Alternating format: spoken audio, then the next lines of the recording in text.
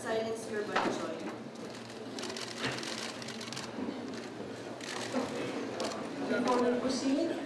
Kaya sila hinayaan na mag-file, na makapag-bail. Ang ganito pong aksyon ng...